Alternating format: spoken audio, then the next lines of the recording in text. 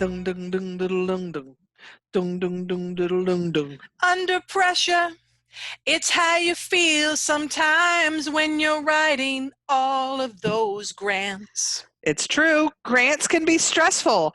Fixed deadlines, unanswered emails, crazy application portals. How about unrealistic expectations from people who have no idea how the process works? And that's just the tip of the iceberg. Ask us. How we know. Not addressing these stressors can lead to serious burnout. But the D.H. Leonard Consulting team doesn't believe that needs to be the case. They can help you through the entire grant life cycle, from grant readiness to grant management.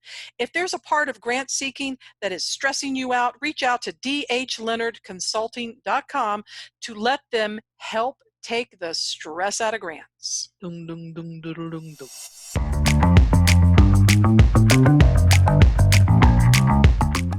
Well, hello there. I'm Kimberly Hayes-Muga. And I'm Amanda Day. And you're listening to the Fundraising Heyday podcast. So we're here to help you make sense of the complex world of grant writing and philanthropy. That includes a lot of how-tos, how to do things, how to make things better in your grant proposals or your fundraising campaigns. But even more importantly, we want to talk about ways we can work together to improve equity and other issues in the overall field of philanthropy. Yep, and remember, we do this with the episodes dropping every 2 weeks, and they're not all about learning, because learning doesn't have to be boring, so we try to intersperse a little fun in there as well. This podcast is brought to you by our Season 6 sponsor, D.H. Leonard Consulting and Grant Writing Services. Their team can help make grants less stressful by assisting you with grant readiness and training, grant research, grant writing, mock review, as well as providing numerous DIY resources, guides, and templates.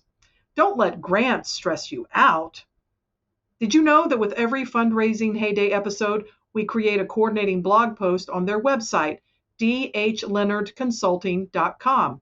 Check it out today. Now, today, we're here to talk about a lot of things that people would probably rather not talk about, but we need to talk about it, and we need to work together towards social justice and philanthropy, so which includes both grant making and grant writing. So that's right. We're here, but we're here with someone to help us through these difficult conversations. We're here with Fleur Larsen. And she's a Seattle-based consultant and facilitator with over 20 years of experience helping agencies and businesses and other organizations with these difficult conversations. She has a background in education and counseling, and it's given her a perspective on what's needed to move our sector from like a cycle of putting out fires all the time, which I think everyone's pretty familiar with, to a movement based in lasting equity and empowerment. In her commitment as a social justice facilitator, she brings strong skills and experience in community building, power and privilege, and liberation work. Welcome to the podcast, Fleur. Hi, thank you for having me. It's great to be here. We're so glad you're here. That we are. So we're going to jump right in with our first question. And there was a huge outpouring of attention around DEI in the workplace and the community, and it seemed to kind of peak in 2020, 2021.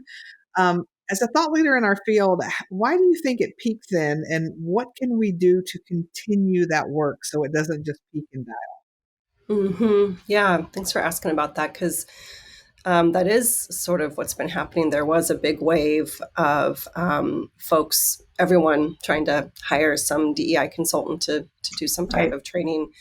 And then it did take a big dive a year ago. And I think there's a couple reasons. First, some more logistical ones. I think many places started to hire in-house, like a DEI diversity officer or deputy director or someone within HR. They started to hire someone in-house, and then it takes time for that person to kind of get into their job and start doing some of the work.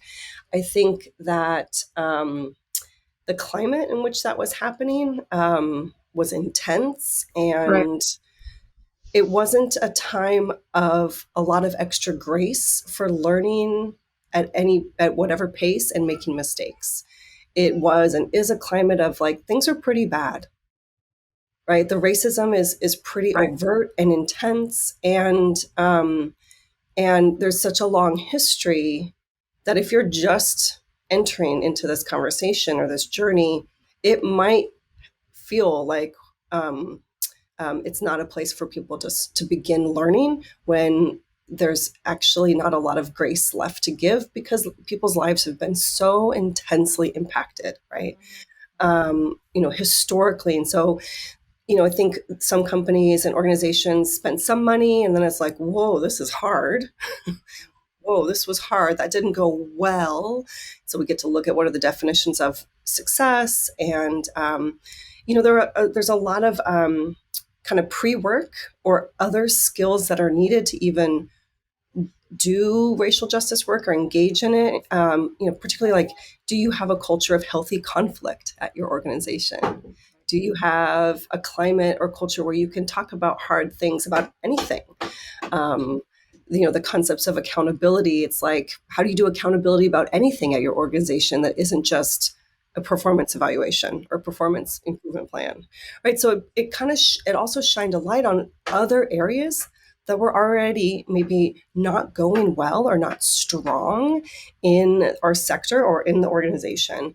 And then just, more plainly, it really highlighted the white fragility. The like, ooh, I feel bad in this conversation, or I don't want to talk about this, or the defensiveness, right? So white fragility is like being challenged and then being like, I don't want to, projecting or deflecting or trying to squirm out of, squarely looking at white folks' complicity in maintaining and benefiting from the racism that we've all been kind of indoctrinated into. And so I think, there's this whole climate around it, and then just straight up budget, right? Money, you open your books and it tells you what you value. You just can point to it. What do you value? Where do you spend your time and money? And I think also it might be a little bit of an identity crisis, because if we're going to truly take on equity and social justice and racial justice and liberation, then the purpose of many nonprofits and their mission might need to actually evolve, because many nonprofits have a mission that is about band-aids. It is about a cycle of just sort of like, food banks are kind of a great example. Clearly, people need food, right? But why do people need food? Why are they hungry? So, I worked I did a couple workshops at a conference for a food bank, and they were very proud of how much more food they were going to give away next year. People need food. Let's be clear, right? Like immediate needs need to be met. And there was no conversation about like, and what are we going to do to put ourselves out of business? What are we going to do to stop this hunger cycle? What are the policies that we need to be advocating for? How does money need to be reallocated? Why are families going hungry? Right? Why aren't we not funding school lunches? Why is there not daycare so people can, it brings up a much bigger systemic conversation. And when you're just focused on your own mission, and then like the kind of feel good, oh, look, we gave away all this more food. And like, then the martyrdom and then the gold stars, like that cycle. Addressing equity means you're actually going to have to look at the systemic picture. And that might mean your mission changes. And that's a little bit of an identity crisis potentially. And some folks don't want to look at that, because your life's work might be like, oh, my life's work's just been a Band-Aid, and you're telling me that's not good enough, right? And we do need to look at the way martyrdom absolutely undermines equity in the nonprofit sector, right? And that goes back to our origin story of how did the nonprofit sector start, right? Rich white women who didn't work and, didn't have other purpose, like looking to really have agency in their life and connecting it to religious good works. And we have this kind of rickety origin story that we are built on. And what perpetuates from that today is how, and I'll just name, for myself as a white woman, and white women are the dominant group in nonprofits and education and healthcare in the helping professions. And it's I've been looking at like, why are there so many white women in the helping professions? What's up with that? It's my group. I, consider myself a bleeding heart, a recovering bleeding heart, right? Had to look at my own martyrdom, and it really does come from wanting to be seen as good and helpful and virtuous. And so much of that is very actually historical. It didn't just start like with me and my interest in wanting to help people. And let's be clear, caring for people is absolutely needed, right? And different communities, marginalized communities, underrepresented communities, folks of color have been caring for their own communities the whole time. And then when we had this sector created around it, it actually brought with it a bunch of the almost like personal baggage of those that were and currently the majority group. So how are my white lady norms of wanting to be seen as good and virtuous and martyring myself, like working overtime for less money, how that's actually undermining equity? Who can afford to do that, right? I live here in Seattle, so I'll give kind of a very dramatic pronounced example is I know many white women who do great work, right? Whose husbands, work at Amazon, Microsoft. So essentially subsidizing their nonprofit work. Who can afford to do that? Who can afford to do AmeriCorps? So then that's partly why you see so many white women in nonprofits. We have this economic and kind of gender dynamic, and it didn't just start now. And so I really want to bring in this historical legacy and context, and that brings us to then if you're challenging, hey, actually, the way you're martyring yourself, or the way you're overworking, or my white lady norms, how they're impacting things, are actually not supporting racial justice. Right. And then the white fragility, like, but I'm a good person. But I'm here to help. And then we saw a big conversation peak, and then a lot of backpedaling, and a lot of pretense for why, oh, well, now's not the right time, or, that wasn't, thoughtfully. They were really angry when they delivered that feedback to us. I spoke to a white woman the other day who, she does have a good analysis around racial justice. And even still, she was like, if the person of color who left and gave us all this feedback, they really made people feel bad. And I asked her, which people felt bad? The white people felt bad. And the other folks of color were like, yeah, that is what's happening here. Wow. And she said it. Right. So, it's a moment. It's like a big bubble of a moment. And we have this historical context that we get to look at and be honest about, it. This isn't about shame or blame. Thank you, Brene Brown, for all the lovely work on how shame is not useful. It can be a catalyst. It can be a place for self-awareness or examination. Like, oh, how have I contributed to this dynamic? Or what in me is wrapped up in my ego being seen as helpful and good and wanting to be liked. That is a huge dynamic with white women around perfectionism and how we're viewed. And again, so this isn't about making anyone feel bad. It's an opportunity to be in self-reflection and to notice, how am I contributing to the current situation, and really being truthful. And some of that can be quite scary, right? A lot of truths have been named that might make us feel bad, because we're basically going like, oh, I've been complicit in that. And there is that dichotomy of like, but I'm a good person, so I'm not racist. Right. And we get to look at the two truths can be happening at the same time. We are good white people who are doing good work and helping folks. And we also have racial bias.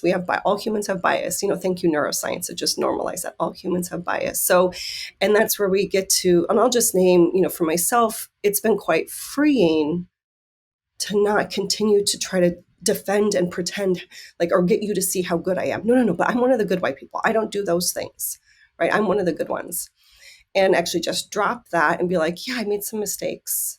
Oh, that was my racial bias. Oh, I made a mistake. I didn't even see how that was a mistake. Like holding it like a learning opportunity. It's not anything about who I am as a human on the planet.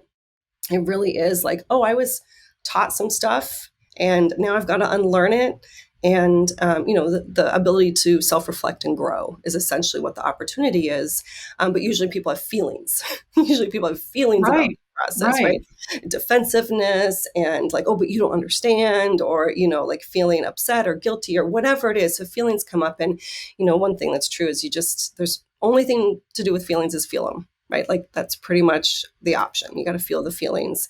You can't just try to like figure your way out or be a floating head. Right. There's many phenomenal people that are doing amazing work around connecting the somatics, Resma, Menachem, somatic abolitionism is like, we can't just try to think our way through this incredibly complex issue that also really like is about how our bodies respond to things, right? When we're triggered, when we're nervous, when we're scared, when we're defensive, just literally, science, our prefrontal cortex is zapped with adrenaline and we can't think. And so then you get lots of quick defensiveness, people saying stuff that maybe they wouldn't have said otherwise. And we're seeing that now. We're seeing a reaction of like, whoa, whoa, whoa, that was hard, or that brought up some stuff, or that consultant just wasn't very good. And I'm a consultant, so I'm aware of what it means for me to say that. And it's fine. Like I don't have to be for every organization. Right. But if you go through a few consultants and they're all telling you similar things, what's the common denominator, right? So it's not the consultant, just like with, my daughter, it's not about the cookie, right? It's like, it's about what am I feeling here that I'm trying to project and go elsewhere. And I know we like took this somewhere else right now, but I just, there's all of this stuff around, this is more of a 3-dimensional thing, not just an equation. People stopped, what's going on? It's really this like bigger hologram of looking at systemic change and what is it going to take.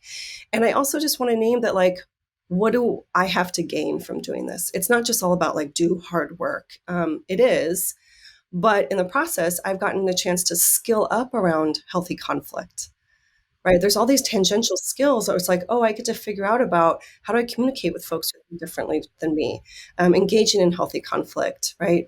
There's all these other things. So it's not a just zero-sum game, right? Where in order for there to be more equity, I have to lose out financially or my ego.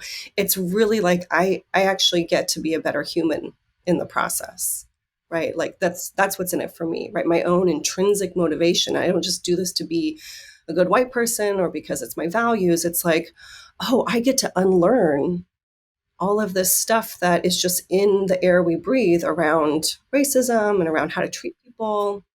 And just, my own internalized superiority. I want to try to not use too much jargon and lingo, right? But it really is, white supremacy culture is just in the air. And so it wasn't my fault. It's not your fault. We all just got it, but we get to unlearn it, right? And then the freedom I get actually also in the process of unlearning it. That's true. That was a long answer to that question. No, but it was a great answer, and it segues beautifully into the next question. But I feel like for people who are just listening to us and not watching on YouTube, let me back up and say I'm white, Amanda's white, and Fleur's white. And the reason why 3 white ladies are talking about this is because Amanda and I were exploring among the sort of the let's make philanthropy better kind of thing, how to have those kinds of conversations. And maybe I'll just echo back your language, how to have healthy conflict when talking about white supremacy and racism with other white people, whether it's board members or executive directors or staff, because certainly in Atlanta, and as you talked about in Seattle and industry wide, most nonprofit employees tend to be, it trends toward white women. And there are all sorts of reasons for that. But I also thought it was really important to have a white woman who specializes in this come and talk to other white women so we can all talk to each other. Because the reason it segues so beautifully into it is one of the main impetus for getting into this conversation was having it. And it's, I'll just center it on me for a minute, but it's about working with white people and other white people and saying, yeah, yep, racism is a problem and we need to do these things and we need to talk about these things. And having white people in the nonprofit arena look me in the eye and go, there is not a problem. I'm a good person. Why do I have to say that I'm not racist? Everyone should know that because I'm a good person. And this says a lot about me and how I handle things. But I was just like, okay, but racism is bad. Can we agree that that's bad?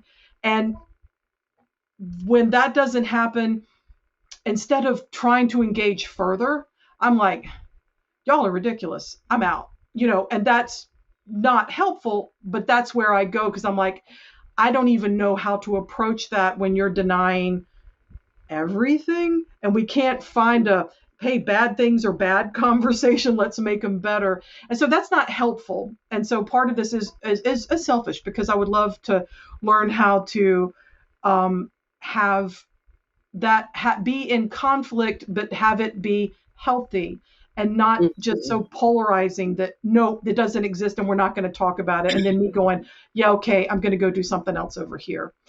um, so that gets to the question: how can I engage in meaningful conversations in a healthy way with people whose views are so different? And I'm not just talking about family members. I'm just talking about mainly out in the world. Amanda, did you want to say something earlier when I was? Well, I was just going to say too, if you're someone going, well, I'm just the grant writer. What does this have to do with me? I'd like to go back to something you said earlier, Fleur, where you were talking about, the food banks, like we're giving more food this year. And I know as a grant professional, you really do feel like to keep getting the funds through, whether it's through donations or through grant awards, you feel like every year you've got to be able to show you've served more people or you've given more this or you've had more programs. Because if you feel like if you don't show that you're growing, why are these funders, why are these donors going to keep funding you if they're like, you've been doing the same thing for 3 years and you're serving the same 1,200 people and we're done with you. So you feel the pressure to expand in those ways. But you're right. If all you're doing is putting more band-aids, you're not helpful. So it may be an opportunity as a grant professional for you to look back going, okay, we are having to serve more people. What is broken? And Mhm. should we be spending some of our time fixing that so we can shrink the number of people we're serving? But it's a whole different way of looking at it from a grant perspective that I think you're right. We all need to Mhm. be considering it. So Yeah, thanks, Amanda. I mean, what you're illustrating is the need to bring in how are you addressing Mm-hmm. this from a systemic, how are you addressing yeah. the systemic problem, not just fixing the immediate need, which does need attention. People do need food, people do need housing, right? Like, so not to discount frontline folks or people that are handling or doing immediate needs. But really, then, if we're going to have sustainability, we need to be thinking about, and also if we're going to have liberation, how are you addressing the systemic nature of this, right? And so it could be, it's not an either or. You can just start adding it in, even just the language around this is a systemic problem, Mm-hmm. right? It needs to be addressed at a policy level, at a budget level, right? At a community level. And there's, of course, always opportunities for collaboration there. There's Yep. also like a lot of siloing or in the competition, right? For grants, Yes. here's fund us. And what if we were like, no, let's go for a win-win. Let's lift up each other's organizations, right? And collaborate instead of the nonprofit Hunger Games in competition. So, as a grant writer, I think there's opportunities with language and how you're even describing this. And like, we're addressing this is systemic problem through the immediate needs that will need to be looked at differently eventually if we're going to be, handling this. And or the reason we're only working with the same 1,200 people is because we're focused on relationship. And we know that through relationship, we can get through hard things, right? We can actually support folks in figuring out what their next life steps are, right? And that all of this is about relationship and having to be transformational rather than a transactional, right? Interaction, just numbers and just data, right? So that, really painting a picture of what the purpose is around that and kind of flipping what's being valued, not just, progress is bigger and more, but perhaps actually serving fewer people means we're serving them um, more fully, more, better. And actually then they're actually moving out of needing our services because we're able to spend so much time with them, right? Instead Yep. of just churning through or not having enough time to build relationship with folks and really hear what do they need? What do they want? Having everything directed by those most impacted, right? People closest to the problem or closest to the solution versus coming in and swooping in. Here's what I think this community needs, or I like Right. to I like to do it this way. So I'm going to offer, they should want my help in this way type of thing. True. And then, Kimberly, I'll go back to your question here. Sure. I think you beautifully set it up and it's so common, like, right. So racism's bad. Like, can't we agree on that or have some common shared understanding. I think what happens for people is when that's said to them, either literally in their mind or just so quick we don't know it, is then we go, so you're saying I'm bad? If I don't agree with you, are you saying I'm bad? Like racism's bad and therefore I'm bad because I'm not going to agree with you? And so much of this goes to like core human stuff really fast, right? Are you saying I'm a bad person? And I think there's many strategies for how to get in there. And what do I say to other white folks is like one of the number one things that I hear from other white folks. I'm like, how do I handle this with my board, Absolutely. with my donors, with my uncle, right, with my husband, like every stakeholder group, you might have actually a little bit of a different strategy. And similarly to what we are just talking about with grant writing and programming, relationship. You start with relationship, right? Like that is what's most important. People, and you get to decide, right? Do people know that you care about the relationship? And I feel like, there's sometimes I speak in bumper stickers because we need some short little slogans to like, especially when we're like in the moment, like, oh, what do I do or say? Really Exactly. going for one strategy I've developed and I feel like is pretty useful is go for connection versus correction with another white person. That's what we're talking about right now. Connection versus correction. Now, you might also say, well, this I know to be true. So you still might provide information, but inside the, not wanting to just correct somebody, right? The clobbering, you're bad, agree with me, right? Anytime we kind of feel like someone's trying to convince us of something, often we kind of put in some dig in our heels and, just a little bit of human nature. I'm like, I'm just not going to, right? And so it's less about convincing someone, but more about connecting. Where are the openings or the inroads? And then making some statements like, well, this I know to be true. All humans have bias. Thank you, neuroscience. It just normalized. So, okay, therefore, ergo, if we all have bias, then it must be happening. And there's implicit bias, right? And explicit bias. Implicit, I don't even know what's happening. It's so fast, right? And then there's explicit, like, oh, I totally had that thought and did that thing, right? And so what do we do about, it's not, I don't have bias and trying to convince, prove to everybody, or you should just, why should I have to say I don't have bias? It's more like, how am I managing for my bias? Now, you might not explain it all like that or in that way, but at least having your own kind of thought process around it. And I do think of two things. What am I up for when I'm going to be talking with somebody? What am I up for? And often people get stopped at like the words, like I don't know how to explain it or what to say, or I don't have all the data points. And that's okay. Right? That's our own perfectionism kind of getting in the way of maybe trying, right? Trying something else, right? You said, I say this and then they don't agree. And then I kind of, so it is about like, all right, creativity. I got to try again, like something else, say something else. And it's going to be trial and error. So that brings up our own stuff about like not knowing what to say, thinking we're not going to sound smart or, say it in the right way. So there's two things. We don't need to wait to feel competent or confident in order to engage in these conversations, because we might just, wait and wait and wait, right? And that's where I think perfectionism in particular with white women has a certain dynamic and feel to it, where so much of our identity is wrapped up on being seen as good, likable, and doing things perfectly, right? Guilty. Oh, yeah. And, yeah, sure. And, so again, not about blame. We look at the historical dynamic on like, in order to make it in a man's world around, I'm talking about the way sexism has impacted us and then set us up to be vulnerable to colluding with this insecurity and then therefore backing away from living our values around racial justice, where then I don't know what to say, so I'm not going to engage, or I don't want to rock the boat, right? Or, well, it's a donor, we need their money. And so again, that's where like this goes personal pretty quick, right? To like, what were you praised for as a little girl? And inside there, good little white girl, what were you praised for? What did you get in trouble for? And how did that set us up to kind of collude with this stuff of keeping things in place, right? And I used to just only kind of be able to clobber other white people and correct them, that is a useful thing to be able to do at certain time and place. But I needed more skills than that Yeah. to be able to preserve the relationship, or to just say, yeah, I disagree. Sounds like we think differently. And say it in a lighthearted way rather than like, I disagree and therefore you're stupid because you Yeah. don't agree with me. Right. Like, and so some of this is, that's where I've grown. Right. And again, that's the, what's in it for me is I got to skill up around how do I communicate around this? What are my thoughts when I'm shocked at someone, that I'm shocked means I'm also then flooded and I can't think. Oh, yeah.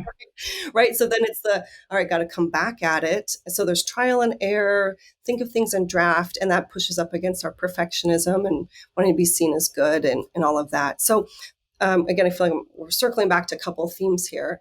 But so much of this is about living in integrity, right?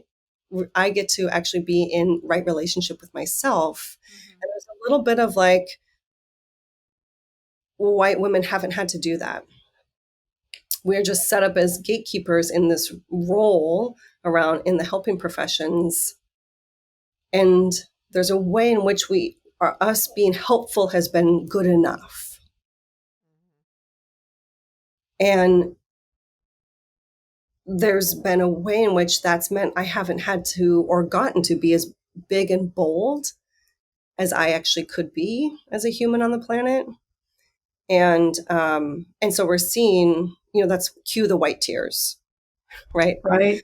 Cue the white tears, where then people feel like, oh, but I'm a good person, and now you're saying I'm not, and I look how much work I've done, and then the history of martyrdom, right? And then it becomes about reassuring me versus the person Right.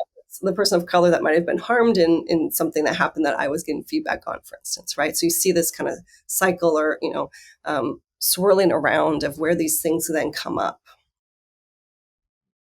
That is fair.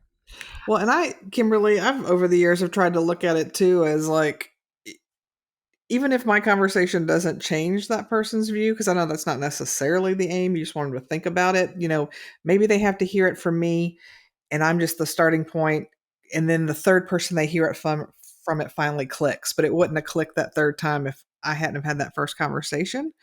And so that's Yeah, I'm trying planting to be some braver seeds. and put myself out there for those things, thinking Yeah. like I'm just one of the little points on their journey to understanding some things differently.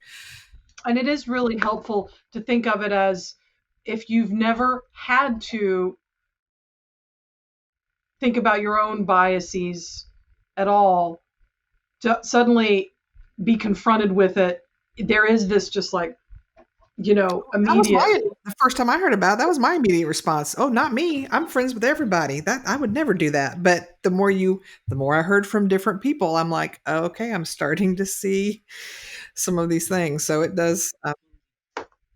And also I think it's a great, if you're white and listening to this and you're like, when I try and engage with this board member or this, or maybe you're serving on a board with someone, or maybe you're working, maybe it's a peer, maybe it's not necessarily someone to whom you report, but it just struck a chord when you were like, yeah, you don't have to have all the data. Because I was like in those moments when that's happened, I'm like, okay, 1619, this, redlining, da, da, da, da, and I'm like running through all these things, and it's like that's really not gonna necessarily change anything for me to spit out a bunch of things about in that moment. Maybe that's a different conversation for a different time, but not ever returning to that conversation actually is the least helpful thing, I think, both for this person and me, and for me, to just, instead of just going, Sure. wow, man, you are real. I'm trying to keep it clean, Amanda. I'm trying not to cuss. Wow, you're really messed up. Which is my usual. Wow, you're really messed up. Bye. Okay, bye. Is no, that's really not the helpful thing, because I feel like where I can have the most growth and affect the most change is having meaningful connections and conversations with other white people, because I feel like people of color probably by and large are really clear on all of these things because they've been living in it. I've been living in it too, but because of the color of my skin and my level of education and my privilege, I can kind of step back. I could make it to where I never had to deal with it. Mm-hmm. You know, live in a place, have a job, you know, it could. And so I just feel like for me to sort of answer the call to either affect change, I think the call needs to come from within the house. If this was a horror movie, I think. Oh, absolutely. Well, that Absolutely. segues into the next great question is that when you do have people that are starting to realize this, and so they're like, okay, I want to do something about it.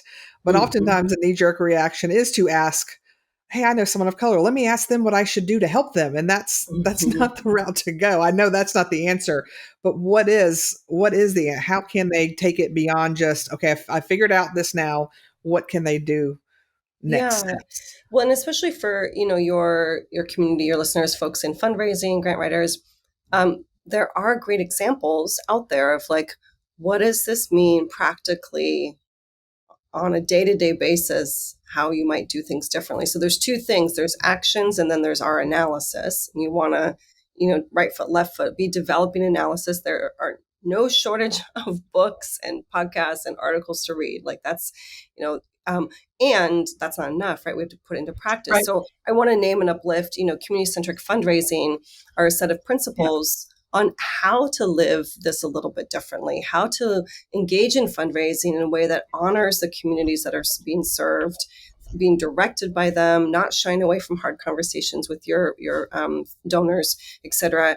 And so, that is a phenomenal community to plug into. They have a weekly newsletter. There's a Slack channel, and there are, chapters or groups that organically meet all over the place. It's a worldwide, they have a worldwide kind of guiding group, and then people are doing pop-ups all over the place. So it's not like you just have to be like, well, how do I do this? And then, have to come up with it on your own. And Michelle Murray in particular, who's a dear colleague of mine, she has a phenomenal podcast, The Ethical Rainmaker. And she interviews folks with really, really interesting, stories and information around how do I do this differently, specifically, right, as a grant maker or grant writer, or fundraiser. What does this look like in practice? And so I think actually, if I could hop in, that's actually how we found you, was through community-centric fundraising. Right. And the two of you wrote an article together. And Amanda, I don't know if I read it first or you read it first, but it was like, here, read this, and we need to talk. Yeah. We need to have this on the podcast. So it's community-centric fundraising, and they have, you can Google that and find them, and you can find links to many different articles and also to the Ethical Rainmaker podcast as well. But yeah, super helpful. Yeah. Yeah, and I think, just circling back to, it is a key strategy for white folks to reach for other white folks. That is a very, that is the strategy, right? Racism is a white people problem. We created it. We get to clean it up. We get to be directed by our colleagues of color.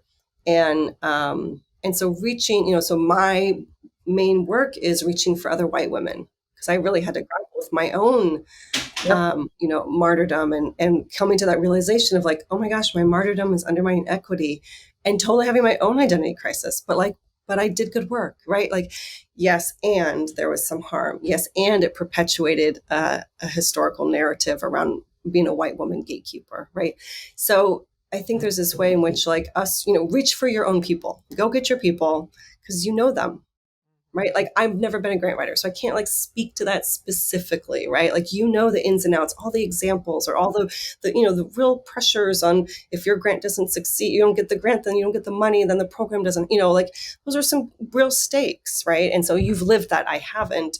And so really getting to reach for your people around, all right, well, here's how we can do this differently, still serving the folks that need to be served, while also shifting and doing this in a way that is really actually about liberation and social justice and racial justice. I just feel like we could talk about this all day.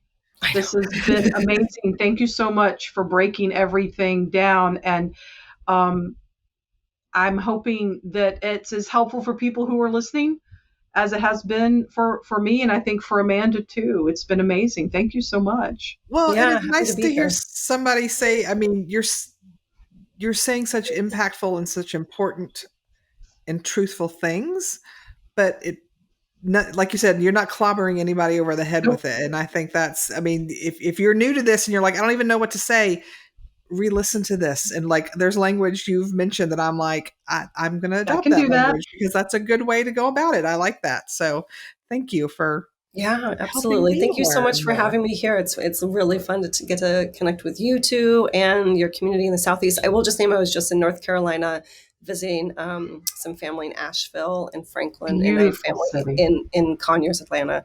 So I have some Southern family that's been Oh, lovely to connect with. You were right down the road Conyers, from right down the Kimberly. road from me. Yeah, I'm in Oh, East really? DeKalb County. Yeah, it's like 2 exits down on I-20. Who knew? Oh, great. Yeah. I mean, I didn't go to Conyers. My uncle drove up to Asheville, so That's we were okay. always just yeah. So, but close, yeah, close by. Mhm. Very cool. And what is the best way if people want more information about the work that you do? What's the best Yeah. way for them to find out more and how to contact you? Sure. So my website is fleurlarsenfacilitation.com. And Michelle, Mary, and I have an upcoming workshop training series in November on community-centric fundraising principles. And it is specifically for white women and nonprofits. And it's an intensive. So it's 4 days, 9 to noon Pacific, 4 days intensive in November. And all that information is on my website. If folks want to really just dive in and like get a consolidated amount of time and then be able to implement on your own. So those are some great ways to reach out. Great. Sounds wonderful. Well, thanks again. And we will just keep on keeping on Fundraising Heyday, having these conversations and offering resources and helping people work toward solutions so that we can all be better. Absolutely. Thanks so much for having me. Thank you. Thanks. Well, that was an amazing interview with Fleur. Just a really great discussion. And before you go, please, we want you to know that we got some more great things in the works. So Amanda's going to start off by telling you about one of them. I sure am. If you are planning to attend the Grant Professionals Association Grant Summit in Kansas City, it is November 1st through 4th. We hope you come and we hope you stop by and visit us because Kimberly and I are going to be the podcasters at the event, right? We're The partners. official podcast of GPA's Grant Summit. Yes. So we will be near the exhibitor hall, so kind of close, but not too close because we, may need a little quiet. So we will be doing some podcasting there. We may even grab for Wednesday night the opening reception. We may be going around talking to people and asking them to come with some sound bites on the show and all kinds of fun things. So if you're going to be at the conference, please come by and say hi, hey, come see us. If we're recording, you can come by quietly and see what's going on, right? I know Kimberly's going to like, quiet me. Sound quality. If you Yeah. see a recording sign, just wave. And if there's no recording sign up, come on in. We're so Yeah, excited. we And are. we're hoping too that if you're unable to attend the Grant Summit, or maybe you're attending virtually, or maybe it's just not in the cards for you this year, that this can provide a little bit of that experience and also some great information because we're really excited. We're getting some wonderful folks to interview, some of which GPA will take on, and some of which will be incorporated into season 7. So Absolutely. another cool thing that is going to be in season 7 is that Amanda and I are launching the Fundraising Heyday book club because nerderstons need to unite. We're launching it in January 2024. And if you will go to our website, Heyday Services, HAYDAY services.com, there'll be a little button there where you can get put on the waiting list. So you'll be the very first to know when we're rolling it out. There will be some price points attached to it and a list of books and all sorts of good things. It'll be a monthly book club. And one of the reasons we're doing this is because we both love to read, and we know a lot of people who love to read. But the other thing is that we want to do something that will allow us to continue with the podcast the way we're doing it now. We have sponsors that cover our production costs. So that's been fantastic. But since 2018, We've had our production costs covered, but we are doing the research and content development and interviews and all those other things, the show notes, all the stuff.